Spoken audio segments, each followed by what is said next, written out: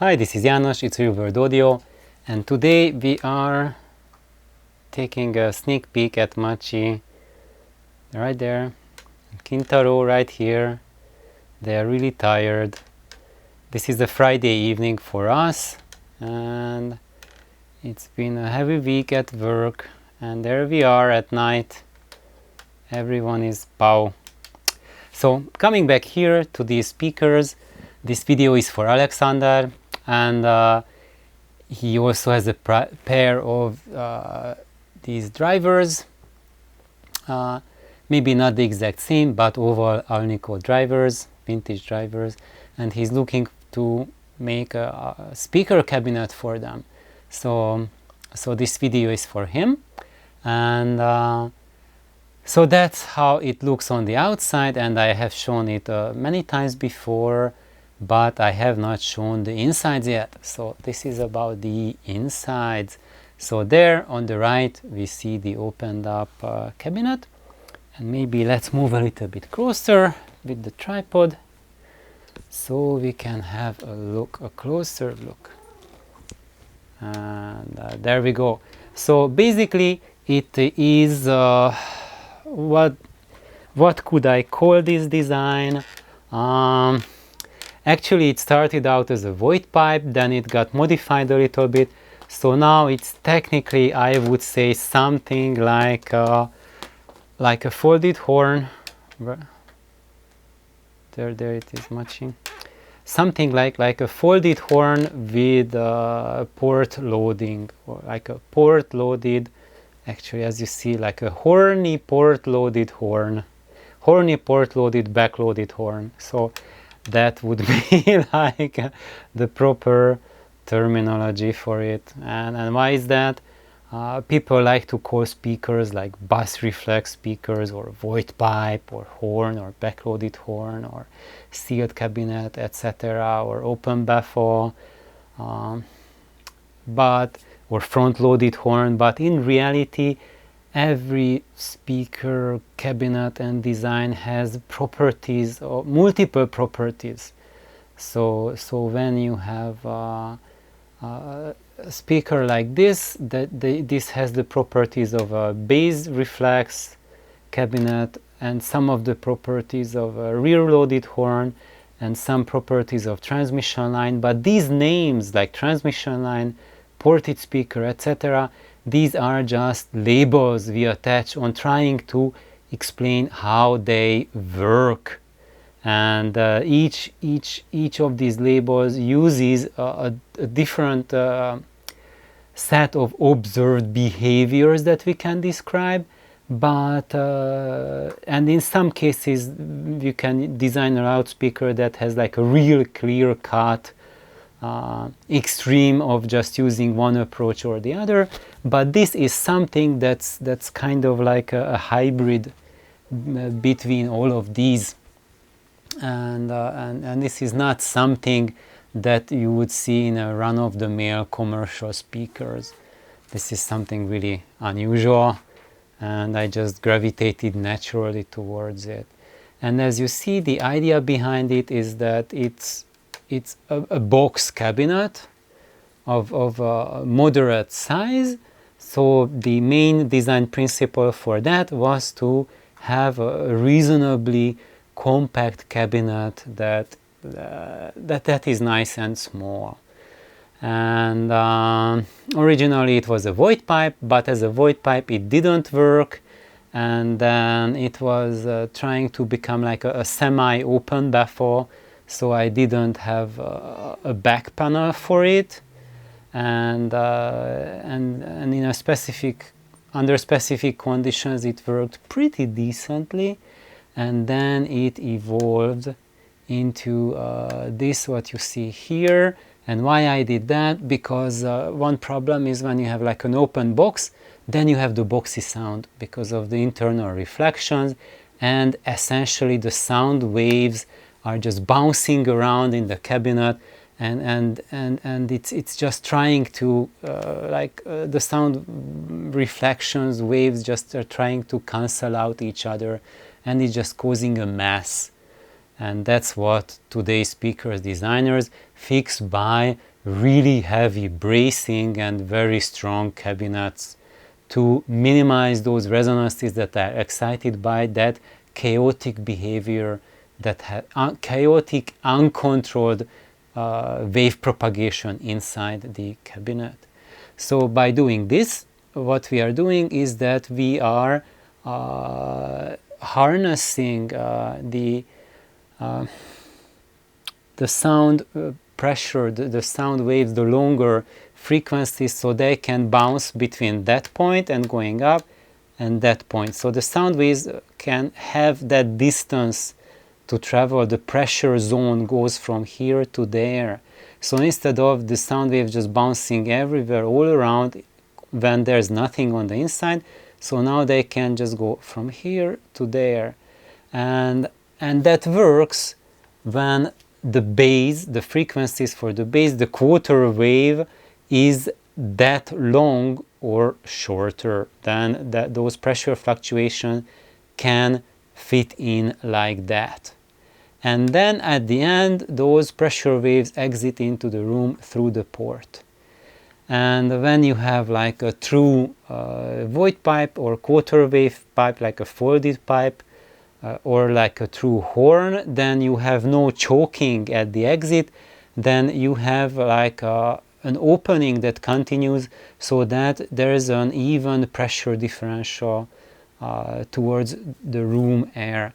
And here I'm not doing that, because when you do that, then the low end response depends on the length of your pipe when we are looking at transmission lines. And when you are looking at true horns, then the low end response depends on the mouth of the port, which needs to be truly gigantic to go really low. So what I'm doing here is that I have this narrow slot port on the bottom, and what that does is that it keeps the pressure inside the cabinet and allows also the formation and propagation of low frequencies through pressurization. So it's kind of a hybrid design, and it is really the baby version of this big brother out here, the voice of Lancelot, and this is kind of something similar at a baby scale and with incredible simplicity of build compared to the voice of Lancelot, but using the same principles in the most basic form. And what I can say is that even though this is like a really modest driver, when we talk about parameters like frequency extension, power handling, it can only handle a few watts. I would not push it with more than 5 watts power. Well, you can put on an amplifier that has more than 5 watts output, but just don't crank it. You can use a 100 watt amplifier with it. I have tried it, some things like that, and it can be absolutely beautiful. Just do not turn up the volume, because then you can blow the driver, because it does not have a big cone extension. So just please be aware of that, especially in this design, because now this design allows, this cabinet allows quite deep frequency extension.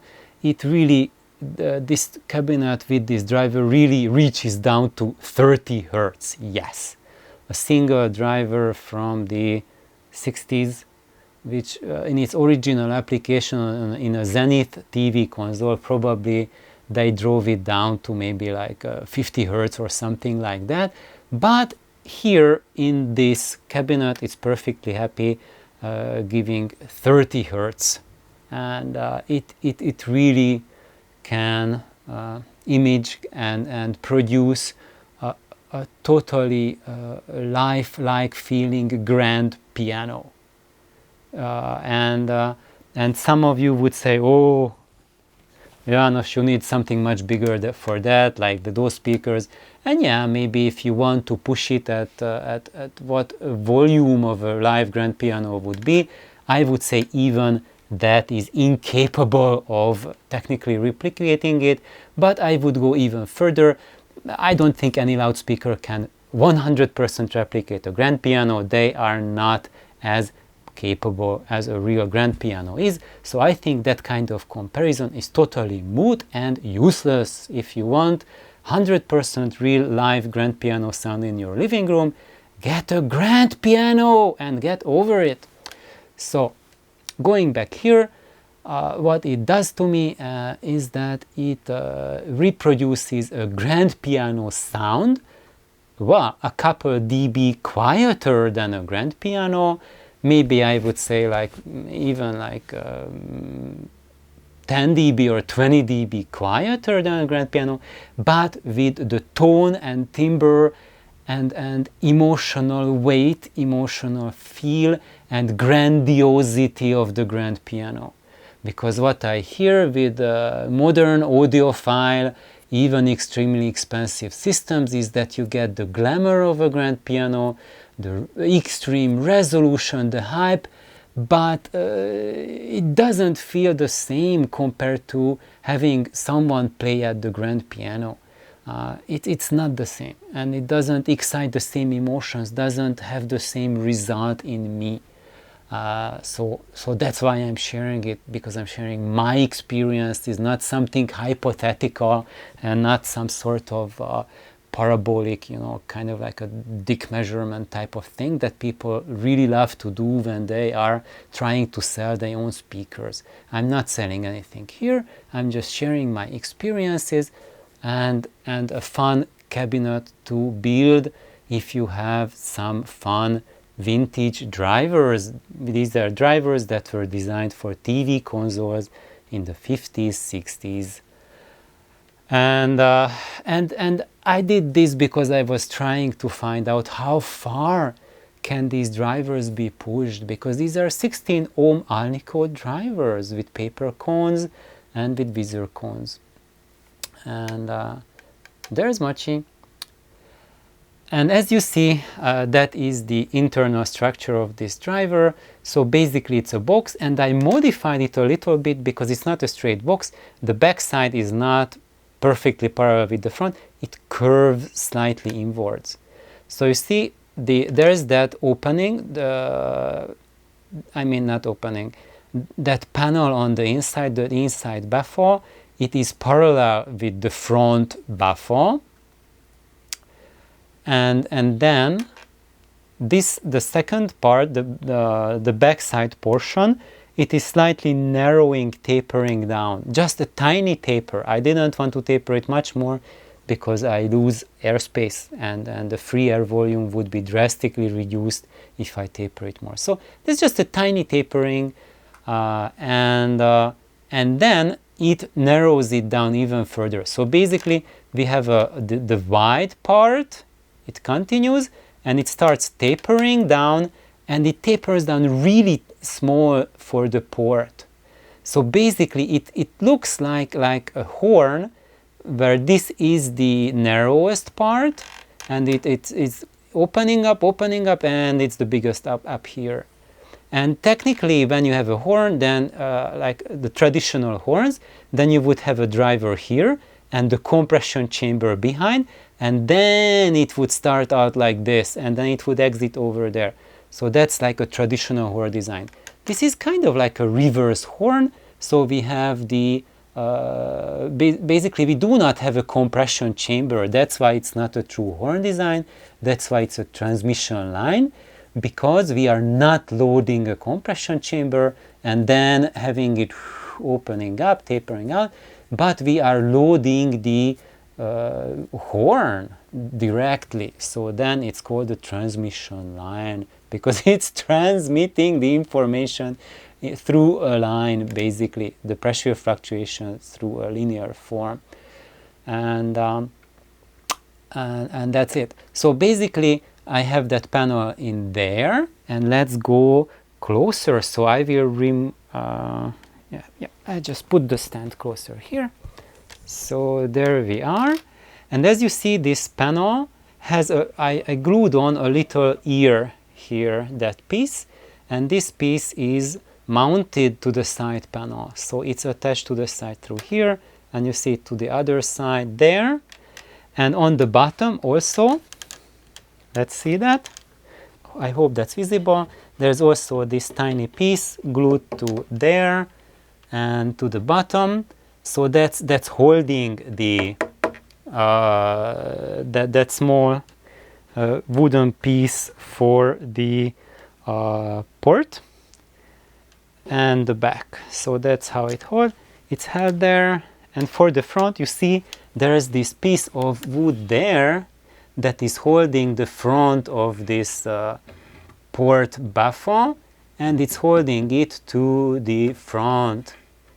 And it's also acting as a nice shape to prevent these corner reflections from there. And over there, I just made it simple like that. You can also make it here to have something nice to fill out the corner, so there is no reflections there. But these things are doing a little bit of that, but you can make it nicer. But whatever you do, the more you create those curvatures, they will help by decreasing harmful resonances, but they will also take away from free air volume and thereby limit the bass extension and capacity of your speakers. So whatever you do, there's no right and wrong, there's compromises, and each choices you make will add something and will also take away something. So that's why I really don't like when people comment that, oh, you should do this because that's what I read somewhere that that's what a real speaker looks like. No, every speaker designer chooses different technologies, different tricks, different ways to do things, and each of them has their own positive and negative, and each of them works when applied together properly with the rest of the design construction. Because building and designing a loudspeaker is like cooking or making a soup. And each of those things, like creating a nice transition, is like an ingredient to the soup. And you would say, oh, the best ingredient is, let's say, like caviar, but maybe if you have like a chicken soup, it won't fit there at all. So there's no place for caviar in a chicken soup. So that's why, even though like there's loads of people who love caviar, but if you're trying to make a chicken soup, then you're gonna really try to go for ingredients that you put in a chicken soup, and just make sure to cook them properly. And here, cooking them properly means choosing the right balance of each part. So basically, this is how the speaker looks like on the inside. There's one more thing I would like to show. Well, I don't know how much we can see because it looks pretty dark. So I'm going to a little bit do this. So what you can see on the inside is there, that's the cabling. So I soldered it directly to the tabs on the driver, and it's also soldered directly to the speaker binding post. And you see this is a Kimber cable. It's an 8+8 stranded, so it's a 16 strand copper cable, and you see it's puffed up. So when you have a Kimber cable, you should always puff it up. Don't leave them the way that they are when you buy them, which is like the shrunk down version. You just puff them up, then it sounds quite a lot better when they are puffed up. This is how they should be used, but they are not shipped like that, because this way it's quite it can be kind of bent out of shape during transportation and travel, and then it won't be as effective. So why am I doing that? Before that I just had like a gauge 20 magnet wire. It was pretty decent with that at all, sounded pretty good, but changing it to this monster Kimber cable, which probably this piece would cost like 5 times what the driver would cost if you buy it. What the change that it did is that it just adds just immense low end weight to the sound. So without it, this sounds a little bit more like a TV speaker. I would say that is like it's really where it shines is like 50 hertz, and before you can hear it like down to 40 hertz, but 50 hertz is its strength. And with this cable, then it's really heavy weight down to 30 hertz. And that's usually another consideration for every single driver I have used in the 6 to 8 inch range, even smaller ones like Legrand, is that when you use a really good, really high capacity internal speaker wiring, then the bass extension is just radically different. So if you want excellent bass, excellent quality bass from your single-ended drivers, then you go for better inner cabling. And if you just want more bass with single drivers, then you add the subwoofer. And then sure, you can get a heck of a lot more bass, but you will not get the quality, because it will be always that subwoofer type of sound. And then it won't be, you won't be able to enjoy the benefit of this cabinet, of this speaker design, which really uses the tonality of this paper cone Alnico driver. And this will get you a sound that has the same tone and same quality like the Altec driver, the Voice of the Theater sound, but in a much smaller cabinet. Of course, it won't go as loud either. So if you just need to, shake your room and rattle your windows, these won't go that loud. But if you still have your hearing intact, then these will be just wonderful for you, and they will sound absolutely fantastic with amazing tone, even when played quietly. And I think that's where today just about every audiophile speaker, modern speaker, fails, is that they really have a lot of advantages, but they need to be cranked loud to sound amazing, to have that addictive sound. And if you just want to, keep your hearing intact for the next 30 years and just play music quietly and just go deep in your memories and listen to the music and not listen to the speakers, then this is just something absolutely fantastic. So for those of you who want magical sound, who want that feeling that the sound, the music takes you away and you become one with music, and you don't want to think about the stereo, you don't have to think about the stereo, you don't have to destroy your hearing with extreme SPRs, and you just want to explore music, then this is something that is just, I would say, just absolutely fabulous. And even myself, if I had to, just downsize and have nothing else and maybe sell everything and just keep this pair of speakers, I would be perfectly happy with them. And I would not feel cheated by life. So Alexander, I hope it will be useful for you to see how it looks on the inside.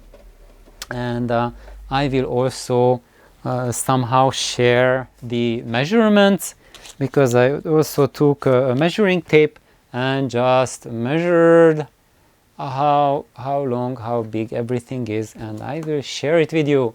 So Have a wonderful day and enjoy building speakers. Bye bye.